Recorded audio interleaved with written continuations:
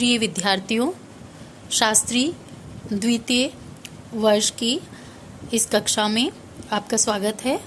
आज हम रीतिकाल के समय, उसके नामकरण के बारे में अध्ययन करेंगे।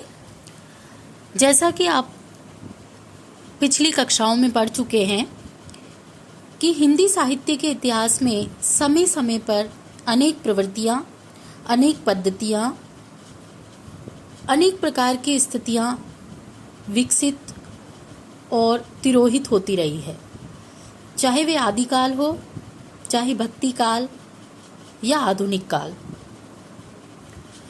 रीतिकाल का समय संवत 1700 से 1900 तक माना जाता है।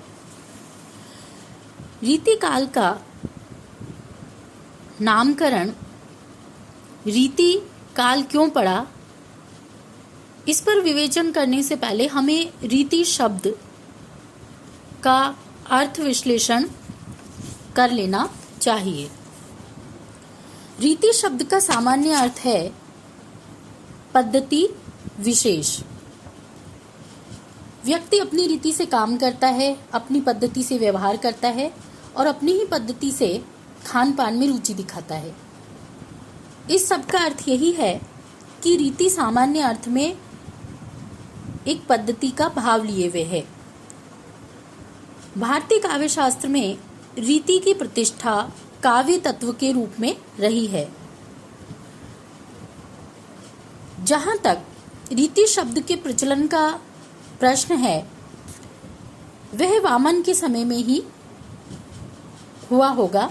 वामन से पूर्व दंडी ने वैदर्भी और गौड़ीय रीति का उल्लेख और विवेचन काव्य मार्ग या गिरा मार्ग के रूप में किया था।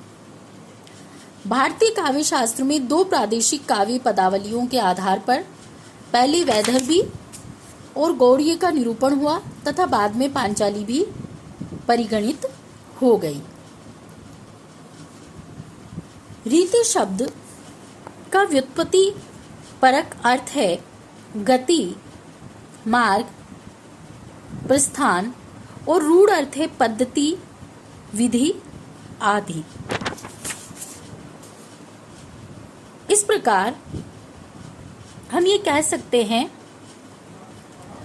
कि एक पद्धति, एक पंथ या एक मार्ग विशेष का अनुकरण करते हुए जिस साहित्य या काव्य की रचना तत्कालीन कवियों ने की, उन सबको हमने रीति काल के कवियों के अंतर्गत रखा है।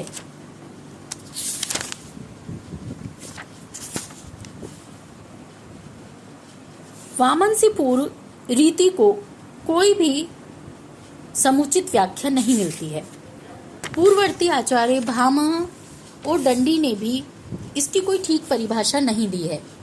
वामन ही पहले आचार्य हैं जिन्होंने रीति पर पर्याप्त प्रकाश डाला है और उसका सही अर्थ बताने का श्रम उठाया है। उन्होंने स्पष्ट किया है कि विशिष्ट पद रचना रीति है। उनकी दृष्टि में पद रचना की विशिष्टता का आधार गुण है, विशेषो गुणात्मा। ये विशेष गुण ही पद रचना में अपेक्षित वैशिष्ट्य का समावेश करने में सहायक होते हैं। वैशिष्ट्य में ही गुणों का अंतर्भाव रहता है।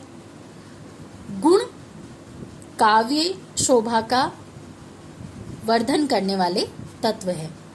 अतः वामन के अनुसार रीति का अर्थ हुआ काव्यगत सौंदर्य का अभिवर्धन करने वाले शब्दार्थ सम्मिलित रचना। इसे आसान शब्दों में इस प्रकार समझा जा सकता है कि काव्य का सौंदर्य बढ़ाने वाले शब्द और अर्थ से युक्त रचना। इसमें शब्दार्थ के धर्म से तात्पर्य है शब्द और अर्थ का सौंदर्य। दूसरे शब्दों में शब्द और अर्थगत वैशिष्ट्य या चमत्कार। आगे इसका और भी विस्तार से विद्वानों ने विवरण दिया है, लेकिन हमें रीति काल में प्रवेश के लिए इतना ही समझ लेना आवश्यक है कि कुछ विशिष्ट प्रकार की पद्धति या मार्ग का अनुसरण करते हुए जिन रचनाओं की सृष्टि हुई उसे हम रीतिकाल कहते हैं।